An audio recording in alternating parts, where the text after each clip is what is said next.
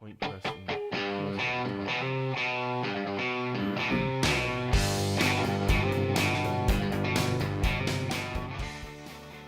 Well, hey, how you guys doing there? Everybody watching on currentcast.com. Welcome to A Valid Answer with Scott and Marshall. Hello. A pastor and an atheist coming together, discussing things, and hopefully not getting into a fist fight. But if we do need to, my gloves are right over there within reach. I can grab them if we have to. You just have that there to intimidate me, don't you? That's right. In fact, I think I'll just hang them right here with just so I can just grab them and be ready to go. You know, speaking of hanging, we're going to talk today.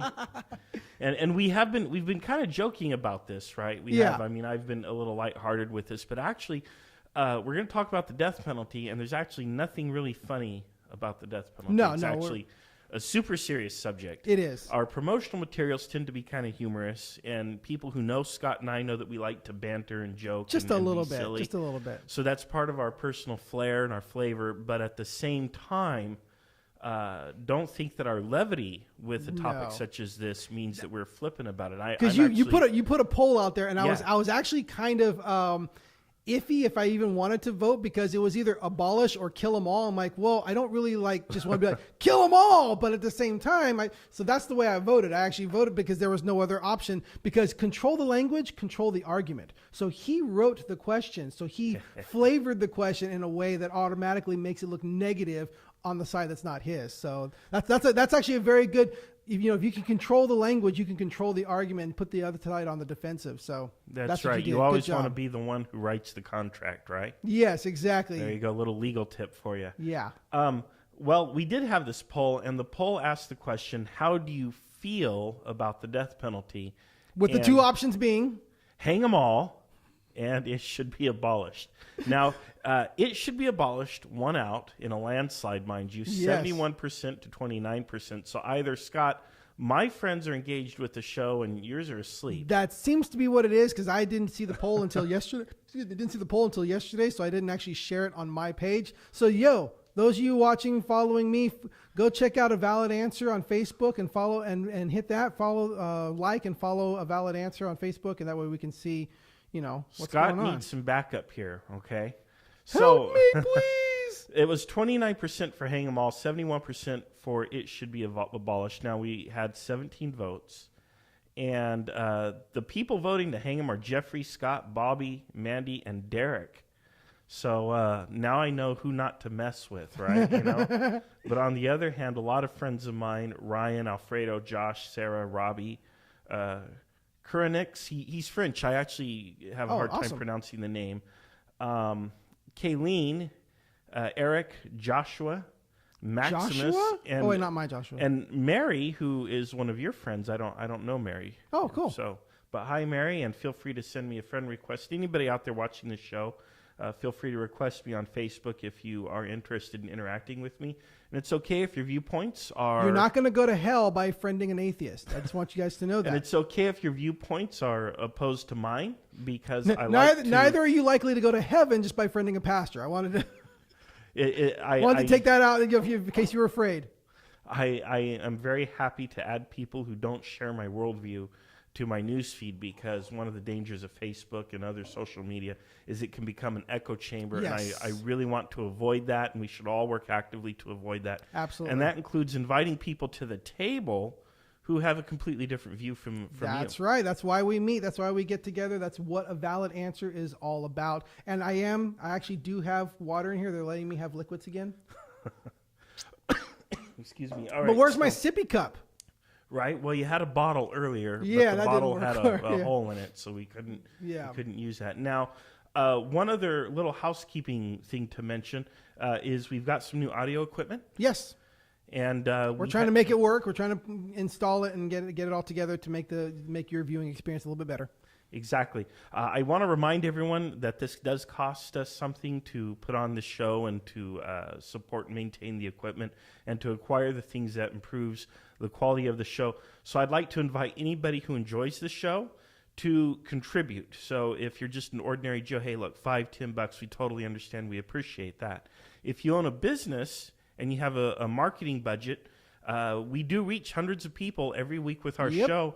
And and growing. It is growing, and That's it's a right. great way to say, hey, I support a higher level of conversation in the That's community. right. Doesn't necessarily mean you support either of our viewpoints. You're Exactly. supporting the idea of having this type of discussion. That's what a valid answer is all about, is having this discussion and getting it out there to the world that this is the discussion that should be happening. James does have a question, though. He asked, has the poll ended? He says the poll ended. So Yes, the poll has ended. Sorry about that, guys. So you can't vote now. But you got to comment. catch up. You got to watch us during the week. Comment. You got to follow us during the week, and we might have these more polls coming up and stuff like that. Also, I did have a chance to finally update all of our episodes on our podcast. Great. So if you are still following, if you're Great. listening to this on the podcast on iTunes, sorry that I was behind on that, but we're up to date on those. We're going to be posting those every week. And if you are listening on our podcast, hey, give us some stars, even if you don't like the content we're saying, if you don't like what I say or what he says, but you believe in what we're doing, hit those stars up there. We want people to find this podcast. We want people to experience this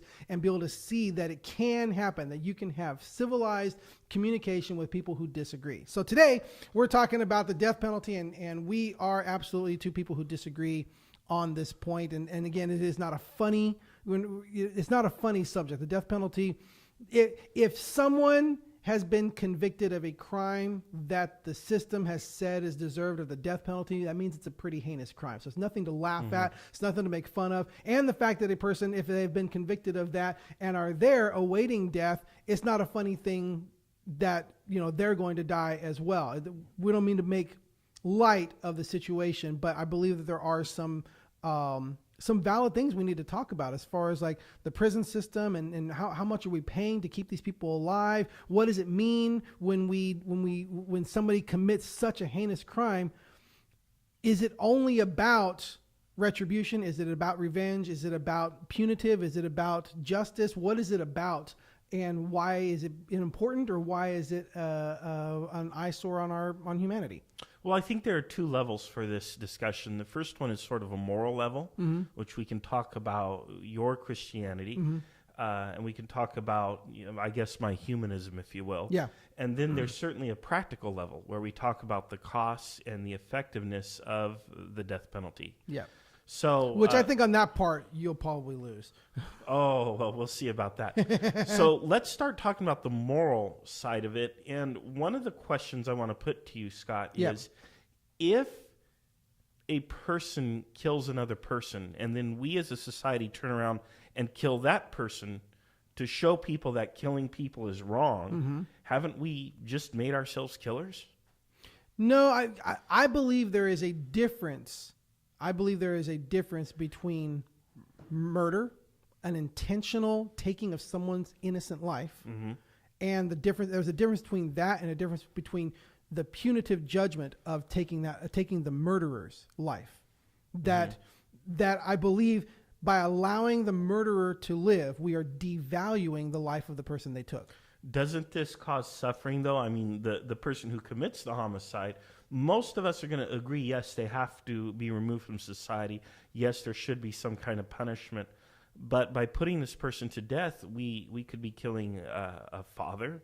We could be killing a spouse. We could be killing someone's child. But we would not be doing that if they had not already killed someone else's spouse, father, child. The only reason that's happening is because they have already egregiously taken someone else's life. Again, the death penalty isn't for, manslaughter. You hit somebody with the car because, not even drunk driving is murder. Not even drunk driving where you choose to get wasted and get behind your car, can't control your car and kill someone. That's still not considered, first degree murder that's deserving of the death penalty, even by the system. And I don't know that I would even try to make that argument. When we're talking about the death penalty, we're talking about a person who egregiously went out, sought out, looked for this person, followed this person, maybe tracked this person, premeditated, planned it, not caring anything about that person's life, what they were going to affect, and possibly even multiple people that they did this to. This one person possibly did to multiple people. That is the type of crime we're talking about. I'm not talking about pettiness. I'm not talking about little things that like, oh, well, just any crime, well, off with your head. No, I'm talking about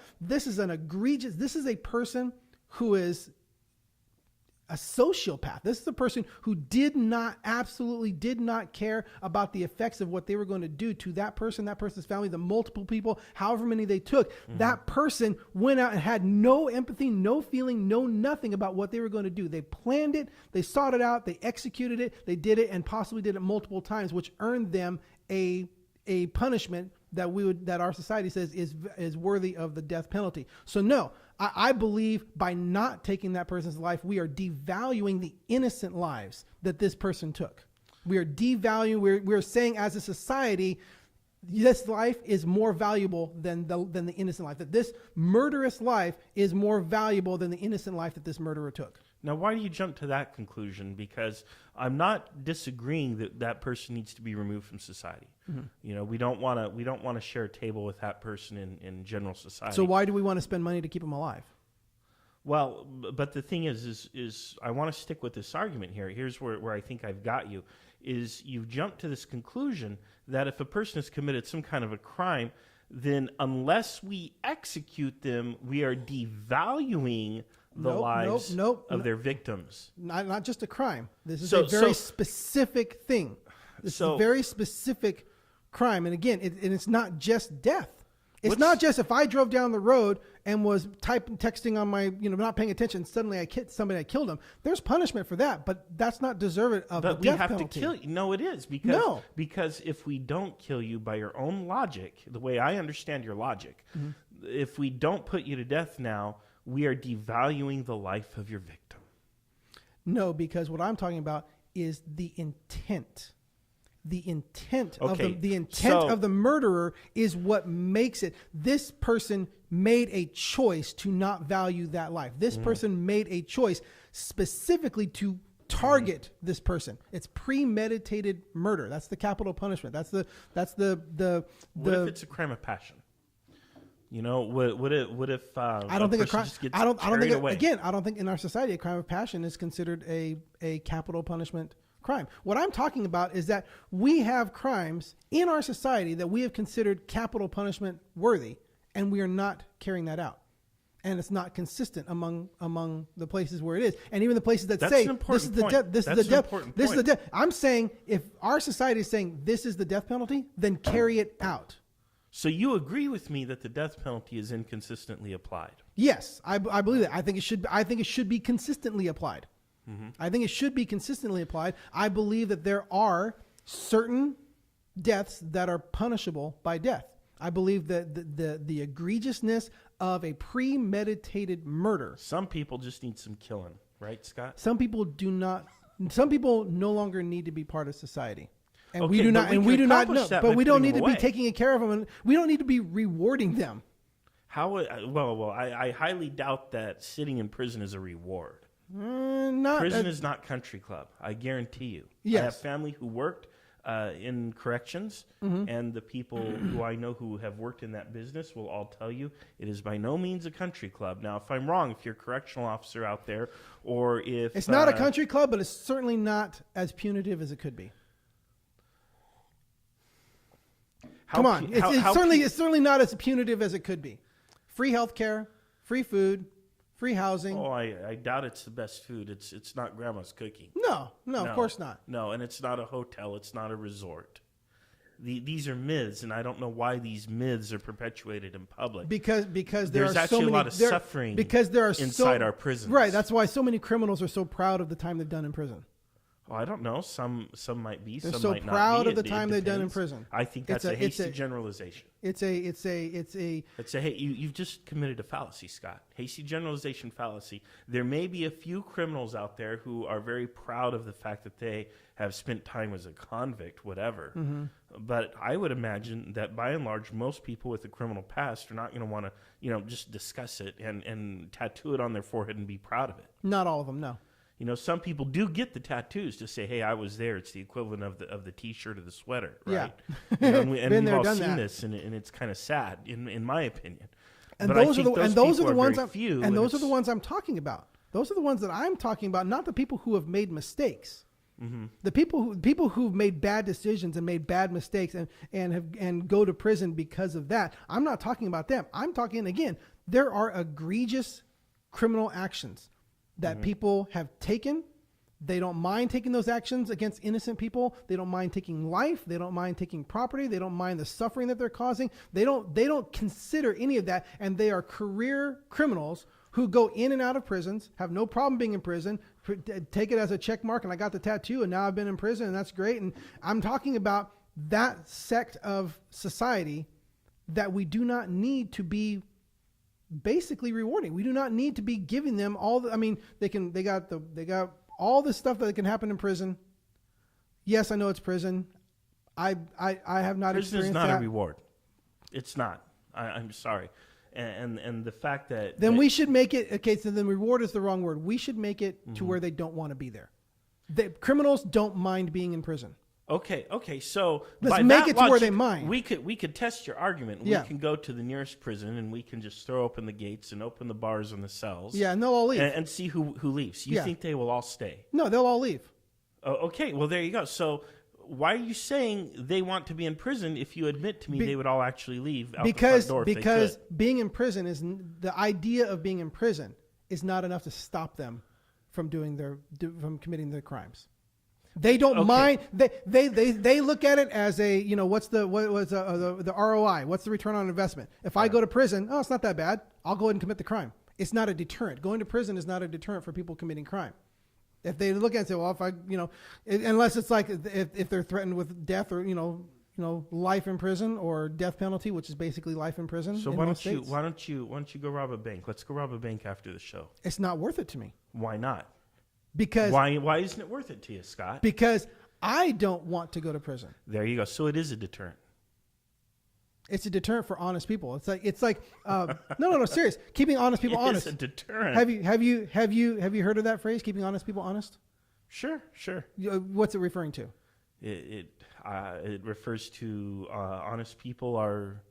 But basically, what it is people. That you prevent things from being a crime of opportunity. Honest people honest people might be tempted by a crime of opportunity. So keeping the honest people honest is a phrase basically referring to the idea. I've heard about it with a friend of mine. We were at the beach, not at the beach. We were at a lake doing inner tube stuff like that, and we had the boats parked and everything. The inner tubes on the grass and everything. And he just went and got a rope and just tied the rope around the inner tubes. Like anybody could untie the rope. I go, why is that? He goes, just keeping the honest people honest. Somebody would have to choose to untie that. There couldn't be I saw it laying here and it wasn't anybody's. It's just the idea of there are people who, if there's an opportunity, they might take an opportunity. They might risk, but that's why we lock our doors, right? Yeah, that's why we lock our doors. But then there are other people who are dishonest. It doesn't matter if you've got it chained or they have an intent to break the law. They have an intent to take what's not theirs. They have an intent to take life or whatever it is. There isn't a door lock or a chain or anything that's going to stop them if they want to get through it. So the idea is, yes, I'm an honest person who wants to be honest. I'm not going to fall into a thing of opportunity. Keeping the honest people honest, that's a deterrent to people who are already honest and already good, upstanding citizens. Whereas there are people who live the criminal life and they look at our prison system and say, if I do get caught, it's not that bad. I'd be interested in knowing more. I just don't buy that. Okay. I have a hard time buying that. Okay, so here's one other objection I have for you on the moral front. And you're a Christian, so I would assume that as a Christian, you would be pro-life. So how can you reconcile your pro-life Christianity with the death penalty? Because there's things that God has established in the Bible. There's things that God has established in the Bible. And there's a really good way of biblical hermeneutics to look at. You better tell them what hermeneutics is. Yeah, sorry. Biblical hermeneutics is the process. It's basically the equivalent of the scientific method. It's the proper way to exegete Scripture, to pull things and say it's the best way. There is a system for interpreting Scripture. Okay. There is a proper system for interpreting Scripture so that somebody, even though anybody can't. Hermeneutics is how meaning is constructed. Am I correct? Yes. Yeah. So hermeneutics is how meaning is constructed. Is basically how you interpret it. Okay. So one of the things in biblical hermeneutics is looking at, because there's Mosaic law. There's Mosaic law that was the law of Moses, the 10 Commandments, and everything that's in Leviticus, Numbers, Deuteronomy, the Mosaic law that was laid down. There's a lot of laws in there that don't often make sense to us at this point in time. And the Mosaic law was laid down for a specific reason at a specific time. But there are things that God commanded before there was Mosaic law. And there are things that God commanded after Christ came and died and fulfilled Mosaic law. And then, so in the new covenant, there are things that God has put in the Bible post-Mosaic law. So there's pre-Mosaic law, there's the law of Moses that was there, and then there's the new covenant. And you look at those three places, because you're not going to find, don't eat shellfish and don't cut your hair. You're not going to find that outside of Mosaic law, because that was for a specific purpose, for a specific time, to follow the law in that place where they were. Yeah, I noticed you've got a haircut. Yeah, because you look at Noah. When Noah came off the ark, God said you can eat anything you want, just don't eat it raw, don't eat it in its blood. But He said everything that's on the earth you can eat. So then no sushi. Sushi's out. No, I have no idea. That's in its blood. I don't know. It's talking about animals. Served raw. I like some sushi, but. So God placed that out there. But then in Mosaic law, there's these clean animals, unclean animals, split hoof, all these rules. But then you come after Christ has died, fulfilled the law, and you have the new covenant, and you have Peter being told by God, now everything is available to you. Ham sandwiches, all good. Yeah. It was basically this whole thing of kosher. Yes, it was in the Mosaic law, but before the Mosaic law, God didn't have a problem. So do we still have to execute people? So if here's you what I'm saying. The 10 Commandments, I think 7 of the 10 Commandments are punishable by death. Because again, a lot of what was in the Mosaic law. I'm not going to bring up the Mosaic law right now, because a lot of what was in the Mosaic law was for the. In fact, if you look at almost every time it says the law, it says to the children of Israel, to the Hebrews. It was a law for them. It wasn't a law to be applied to other people. It was a law to the Gentiles. It wasn't applied to. It wasn't to be applied to the Gentiles or anything like that. It was supposed to be applied to the Israelites. But if you look again, going back to before Mosaic law, you go back to Genesis. I believe it's Genesis 9. Where was I at? It's where Noah has landed, and God is giving him, tells him all this, all this by food. the way, the whole story of Noah's Ark is the biggest capital punishment case in the Bible. By God, not by man. Okay, that's what I'm talking about. By God. Now, in that way, I want to find it, but I don't want to take up everybody's time and try. I had it here real quick, so I want to see if I can find it while I'm still talking here. Flood subsides. Yes, 9:6. Whoever sheds man's blood, by man his blood shall be shed. God gives this command. If you shed man's blood, then what's the citation on that? The citation is Genesis 9:6, and it's coming after. It's everything that he's talking about. Every moving thing that is alive shall be food for you. I give it all to you as I give it to the green plant. Only you shall not be able to eat the flesh with its life, that is with its blood. Surely I will require your lifeblood from every beast. I will require from every man's brother. I will require the lifeblood. Whoever sheds man's blood, by man his blood shall be shed. For the image of God he made man. Does that apply today? Well, this is what I'm getting at. So what I'm establishing is that God said it before Mosaic law. Then in Mosaic law, there were a bunch of reasons. There were a bunch of things that God said, if this happens, this is punishable by death and stuff like that. And then that law was concluded. But before the law ever existed, God said, don't kill each other. Sure. And if you kill someone, you will be killed. And he established that. Then we go into Romans. This is a great one, because this is why, this is Romans 12. You go to the end of Romans 12, and this is why this answers your question of morality. Because Romans 12 says, bless those who persecute you, bless and curse not. This is 12:14. Rejoice with those who rejoice and weep with those who weep. Be of the same mind towards one another. Do not be haughty in mind, but associate with the lowly. Do not be wise in your own estimation. Verse 17, never pay back evil for evil to anyone. Respect what is right in the sight of all men. Verse 18, if possible, so far as it depends on you, be at peace with all men. Next verse, never take your own vengeance, beloved, but leave room for the wrath of God. For it is written, vengeance is mine, I will repay, says the Lord. But if your enemy is hungry, feed him. If he is thirsty, give him a drink. For in doing so, you will heap burning coals on his head. Do not be overcome by evil, but overcome evil with good. So as far as it be with you, do not take your own revenge. You don't do these things. You love your enemy. You take care of him. You do these things. Go on to chapter 13. Verse 1, every person is to be into subjection with the governing authorities, for there is no authority except from God, and those which exist are established by God. Therefore, whoever resists authority has opposed the ordinance of God, and they who have opposed it will receive condemnation upon themselves. For rulers are not cause of fear for good behavior, but for evil. Do you want to have no fear of authority? Then do what is good, and you'll have praise from the same. For it, what? What are we talking about? For it, governing rulers. For it is a minister of God to you for good. But if you do what is evil, be afraid, for it does not bear the sword for nothing. For it, governing authorities, is a minister of God, an avenger who brings wrath on the one who practices evil. God says, you don't seek your own evil. You don't seek your own revenge. As far as it be with you, you love your neighbor, you love your enemy, you do all these things, leave room for the wrath of God. And in this world, God has established authorities to carry out his wrath for you.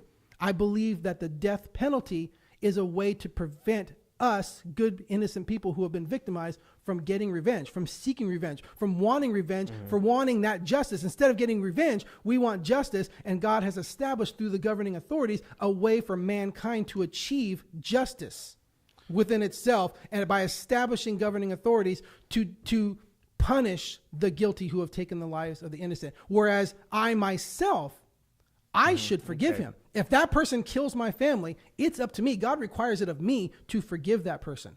God requires it of me to still love that person as a person. But God also says that person will be punished. So is the U.S. government then one of those God-sanctioned governing authorities? I believe that governing authority in general is sanctioned by God. And when those governing authorities abuse that power, God will raise up another standard against them and remove them. I believe authority has been established by God. Governing authority of men over men through the governing authority has been established by God. But when that authority abuses it, God will establish new authority. Do you think the death penalty is abused by authorities? At this point, no, because we're not even doing it. Well, how about in other countries? Russia, China, North Korea? Could possibly be. Possibly. Yeah. Well, all right. I don't know of any specific instances, but I'm sure they're happening. I'm pretty sure they are too. I mean, even from a Christian perspective, Christians are facing the death penalty in some countries of the world, as well as atheists, by the way. Yep. Simply because the governing authorities have deemed their crime to be so heinous as to put them to death. So, all right. So that kind of covers the moral side of this as much as our time allows us to get into it. But I also want to talk about a few reasons why I feel we still need to abolish the death penalty as a practical matter. You don't have any moral? Well, yeah. Well, these are also moral reasons. The fact that it's arbitrary, I think it's essentially racist. Define arbitrary. Well, first of all, whether or not you'll be subject to the death penalty depends on. It can come down to who the DA is. It can come down to what state or even what city or county you commit your crime in, what jurisdiction the crime happens in. Race is a factor. The quality not of your legally. The quality of your representation is a factor. But these are practical factors. And whether or not you're wealthy or poor.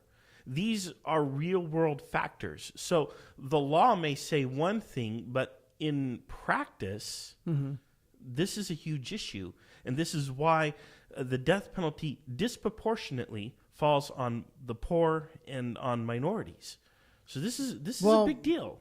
This is a moral issue. Because, hold on. Because we don't have equality under the law. No, because it is equality. Here's what I'm talking about. You can't judge the results. You can't say the result is wrong when that's the balance of the equation. The equation can be wrong, and maybe the equation is wrong, and maybe there are factors that lead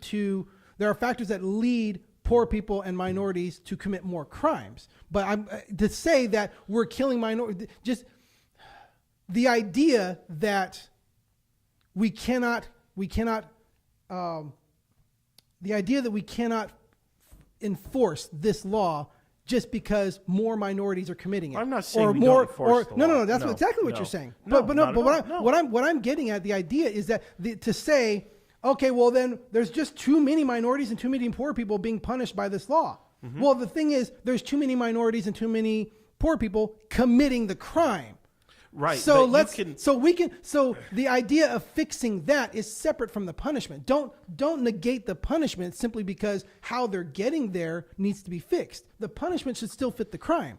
You can't just say, well, they committed this crime, but there's just too many of that kind of person committing this crime, and it's just out of balance with the numbers. So we really shouldn't punish this crime the way we should punish it because the numbers just don't balance. No, you punish the crime, fix this problem, but don't stop the punishment simply because you don't like the outcome of the equation. fix the equation. But how do we fix the equation? You don't fix the equation by stopping the punishment for the crime. Sure, you don't render fix the equation moot by you don't. stopping the no, death you don't. penalty. So by stopping the death penalty, people will stop committing the crime.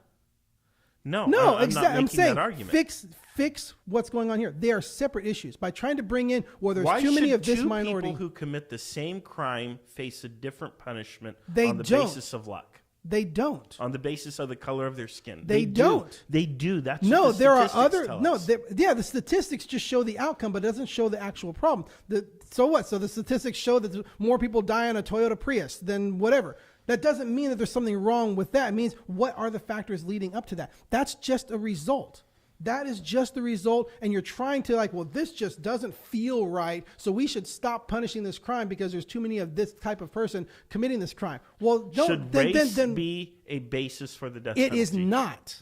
But it is. No, it is not. It is not. It is not. Statistics tell us. No, the statistics are measuring the outcome, not the statistics are measuring the outcome, not the cause. You're saying that their race causes them to be committed, cause them to be subject to the death penalty. There is nothing in the law that says that. There's nothing in the system that says that. There is a problem with what's happening in society that leads people to there, but that being the end result is not the problem. The problem exists over here. Let's fix what this is. Don't stop punishing the crime. Fix the problem. The punishment of the crime is not the problem. Fix the problem. Then we're screwed. So but don't should stop we punishing. not? Let's Should not we apply the not law. in- Let's not apply the law since we can't enforce it with everybody. Let's just not apply the law. All right. So why do you think the death penalty is just so gosh darn important? Why do we absolutely have to have this? Why can't we punish people with life imprisonment or Because something else? people who have egregiously murdered other people do not deserve to be living for free on the taxpayer's dollar for the rest of their life.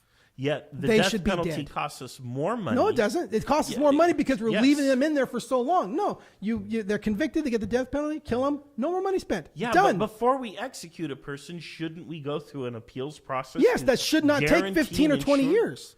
Appeals process should be done. But out. people have civil rights. This is the United States. We have rights. They in have this violated country. other people's civil rights. They lost those. You can get an appeal, but once it's done. But Get the them off the purpose- system. But The purpose of this, the we purpose can't of, go around violating people's civil rights because they committed a crime. You commit a crime, that doesn't mean we get to just take away all of your civil rights. There are certain rights which you never give up, such as the right to a fair trial. Right, and they the got right the fair to trial. An attorney. They got an attorney. The They got a right fair to trial. a legal hearing. They got a the legal right hearing. to petition the government. They for did redress that, of and they were grievances. convicted, and they had an appeal, and they said nope, overturned, done. They've But had there their are due multiple process. layers to the appeals process. They've all the way up had to their the due Supreme Court. process. And They've it had their happens all due the time. process. They've It had happens their all due the- process. Doesn't No, have to take no. that long. Your little county thing where you might have a guy, let's say a minority person who's convicted by an all-white jury, let's say, that the fact that they were convicted there, if you eliminate their opportunity to appeal that sentence, you are destroying their civil rights. You're taking away their civil rights. Should not a person be allowed to appeal Absolutely. all the way up to the Supreme Court? And is it their fault then if the court system is clogged and doesn't have time to hear their case for another year or 2 years or so on? Not That's 10 or why it 15 takes years. so long. Not 10 or 15 years. But hey, I do you want to pay much higher taxes then to accelerate the process? Do you want to build a whole new legal division within, our Justice Department to process? No, I and believe expedite these I cases? believe what's happening is that there's a system. No, you want to take away their right to a fair hearing. No, they've had their fair hearing. They've been convicted. Done. You haven't had a fair hearing until you've exhausted all of your appeals, which You may can't include an appeal to the exhaust Supreme all. Court. You cannot exhaust all the appeals. Not everybody can do that. Not everybody can do that for every. If Then I, you're if I- taking away civil rights. So Look, so if I want to sue you Mm-hmm. for whatever driving your car on my lawn Mm-hmm. and it's determined that no, it wasn't his fault. I want to appeal that all the way to the Supreme Court. you have the right to make the appeal. Now the appeal could be rejected. Right. The So court once might they make not the- hear the case, Right. but Then it's you done. have the right to file Yes. the paperwork. That's right, and they do. They do it. They file it when it says and that nope. process Sorry, it's in done. the status quo takes years. No, sometimes because they even keep going decades. appeal after appeal after appeal after. You get an appeal. When it's done, it's done. So you have two want people chances have to. You have one more than one appeal. chance. One appeal Is all you want to streamline the system so that a person accused of a capital crime only gets one appeal. That's what you want? I don't want a murderer living on the tax dollars for 15 or 20 years because they're milking the system. Correct the system so they're not milking the system. Done. Appeal. Nope. I would There's rather egregious. pay. This was an egregious. No, I would rather pay than to take away someone's civil rights and to make a mistake and to put them to death. The odds of it actually being a mistake. Well, of the tens of thousands of people. The Innocence Project, 356 people in the past 25 years have been exonerated by DNA evidence, including 17 people as of 2011 exonerated from death row by DNA evidence. And how long were they there? I don't know. Some people many years. Quite a long time. Because why? Decades. Because they were found guilty. No, but why weren't they found innocent until now? Because of the DNA technology. So now that we have the DNA technology, we can streamline it. Maybe we can. Okay, then let's do that. So look, science is actually answering it.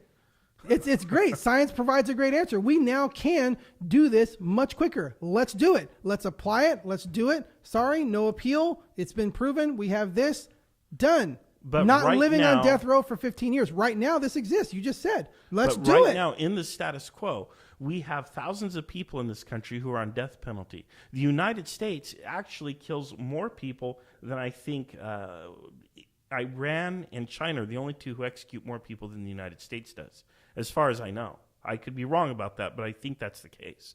Per capita, we execute quite a lot of people.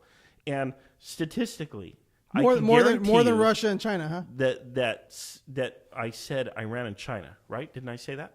Kill more statistically than we do. I don't think Russia kills more than we do. I could be wrong. I think James is getting into a specific here. How about if there are 2 or more witnesses of the crime, then there are 0 appeals? I think there should never be 0 appeals. I think the appeals process should happen. I just don't think it should be milked for 15 years. Good point. There has to be, again, go back to last week's conversation about, immigration. I don't think it should take 10 or 15 years for someone to become a U.S. citizen. My goodness. Let's. So are you okay with paying additional costs then, higher taxes to streamline these processes? I think that we take the money out of the prison system. I think whatever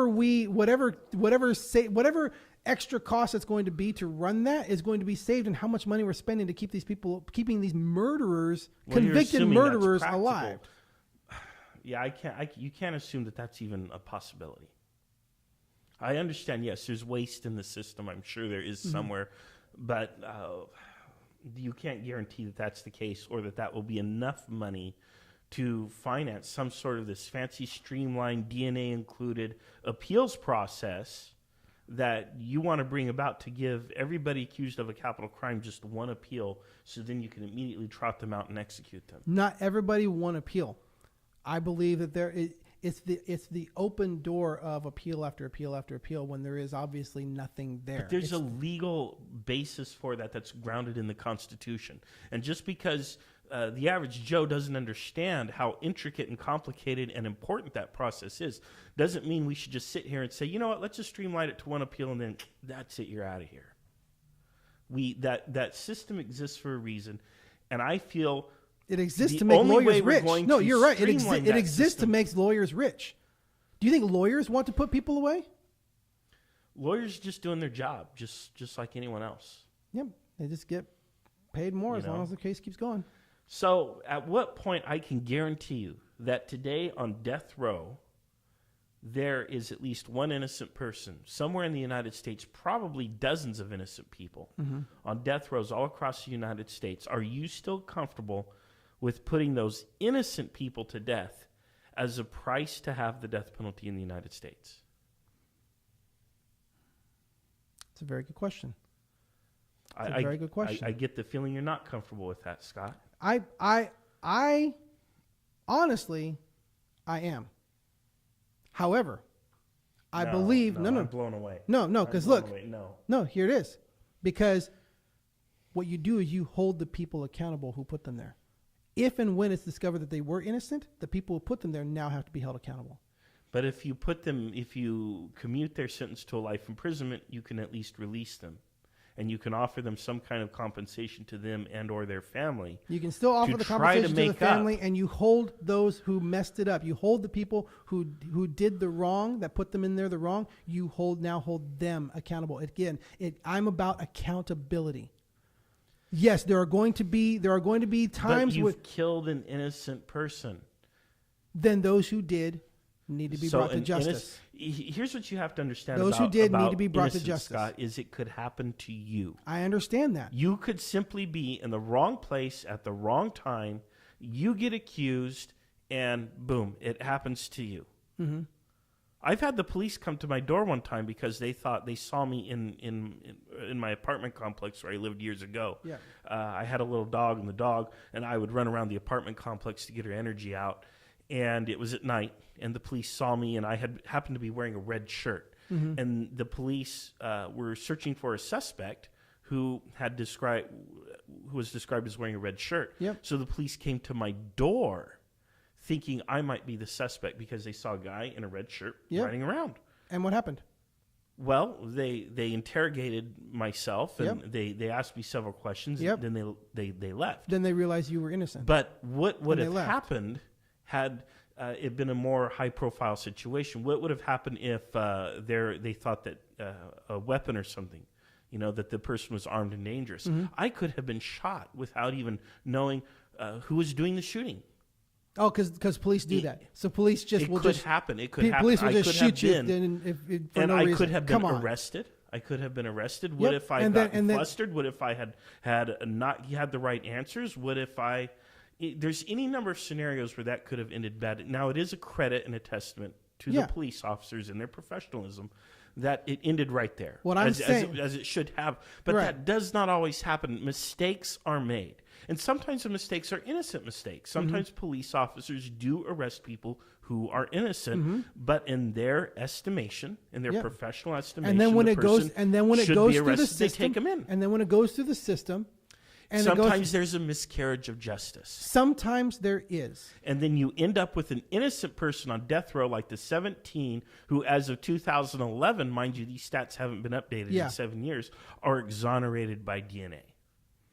Yes. And now you are okay with that happening. That could happen to you, Scott. It could happen to a loved one in your family. You can't be okay with that. No, because as long as whoever made that mistake, as long as whoever did that, and it's discovered that it was wrong, they must be held accountable. Well, I don't know that people are being held accountable in this. Well, that's what I'm saying. They need to be. That's the answer. The answer isn't to stop punishing people. The answer isn't to stop, punishment of the crime. The answer is, if that crime was wrong, if that prosecution was wrong, that is now a crime that needs to be punished. Okay. Then you punish the crime. You don't stop punishing the crime because, but what if? You do everything you can. There's going to be human error. You do everything you can. Walk them through the system. And if the system messes up, if the system breaks down, then you hold the system accountable. And then you go back to that and what happened? Okay, well, then you have to, this is what's being held accountable, and this is what has to happen. If we're not going back and doing that, then yes, I see what you're talking about. But it continues with individual responsibility and accountability. Okay. Individual responsibility and accountability all the way down the line. That's what keeps it just. That's what keeps it, even when there are mistakes, that's what keeps it. Because then that might cause, if they know that that they could be held accountable for this, that might cause them to do a better job and not make that mistake in the first place. But even if they don't, even if they do make the mistake, then somebody needs to be held accountable to that. Well, accountability is the thing. To the extent, I'm trying to figure out how to word this. If that were possible, if we could do that, then I think you would certainly shore up support for the death penalty in this country. But unfortunately, that's certainly not what's happening in the status quo. Mm-hmm. And in order to make something like that happen as a practical matter, it would probably involve an increase in taxes. It would involve passing new laws, changing the system, even changing the ethics of some of the people who work within the system. Let's get on it. Yeah, let's get on it. So I think if you want to have the death penalty, if you're a believer in the death penalty, I don't think anybody can reasonably support the death penalty as it exists today. I think the death penalty system in the United States today is far too flawed, far too racist, far too expensive, and far too broken for anyone to support it. As soon as you throw in that word racist, but it is. It's not. And I know we're going to disagree on that. It's not. We're going to disagree on that. Okay. No, but I'm saying as soon as you throw that in there, it turns off discussion. As soon as you throw racist in there, it turns off the discussion, because then everybody who believes that it is racist will no longer listen to any arguments coming from the other side. Well, it's just racist. Well, no, when it's not. I don't it is not. You're throwing around a word that people should stop listening. I agree. I think you're throwing around a word side. That it is not. It is not racist. There are racist things that are happening that when that becomes the result and it's here, but this penalty is not racist. As soon as you say this penalty is racist, it closes the argument. You're needlessly throwing around a volatile word that closes the argument when it does not accurately describe that process. Well, I want to know what you folks think. Do you agree with Scott? Do you think I'm using loaded language here? Is this bad? You seem to have You seem to have a tendency to do that and a history. I certainly do, and that's okay. And I may keep on it because I think racism is alive and well in the United States. It's a very serious issue. I do believe that it is. It is something needs to be addressed and not minimized. Wow, are we talking about our next topic? We might be. Oh, but man. To the extent that two white men talk about racism next. But yes, I do think to conclude here, I don't think the death penalty is defensible in the status quo. If we could enact what Scott wants to enact, if we were comfortable with all of the changes and the expense that would come with that, I might be more inclined to accept it in a limited number of cases, such as mass murder and so on and so forth. Absolutely limited. Like I said, it's not a trivial thing to be thrown around and oh, you stole something, oh, off with your head. It's not what we're talking about. So I think we're on the same page here. But hey, thank you for joining us. This has been A Valid Answer with Scott and Marshall, where an atheist and a pastor get together and discuss things and get that close to butting heads and fisticuffs, but it hasn't happened yet because we're good friends, lifelong friends from high school. Not going to say how many years that's been, but it's been like 20 yeah, that many years. We graduated in 19. Yeah. Hey, by the way, please, again, go to A Valid Answer on Facebook. I've pinned the post for a couple days at the top. It's the PayPal link. Again, please support the show. And rate us on iTunes, please. Yes, give us ratings. Get those ratings up there because we want people to hear these discussions. And honest feedback and interaction is obviously very welcome. And if you have a business and you want to support this type of conversation in our community, again, please reach out to us. Email us at avalidanswer@gmail.com. We'll negotiate a deal with you, something that will make you very happy. Or if you want to say anything to us, want to have any comments, anything you want us to read on the air, like James did, had that question, just email us at avalidanswer@gmail.com. Sunday nights at 5 on kerncast.com. Join us there. Participate in the Facebook Live. And until next time, this has been A Valid Answer with Scott and Marshall. Thank you.